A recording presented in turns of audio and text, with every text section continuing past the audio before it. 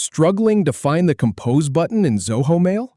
Learn how to send your first email in under 30 seconds.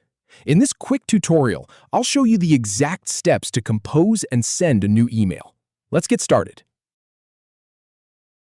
Start by clicking the New Mail button in the left sidebar to open a fresh Compose window.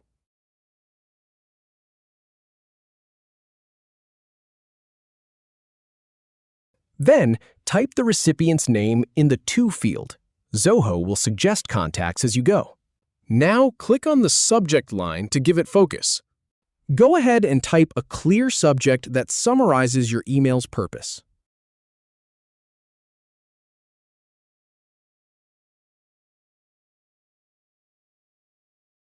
Once you're done, hit Send to deliver your message.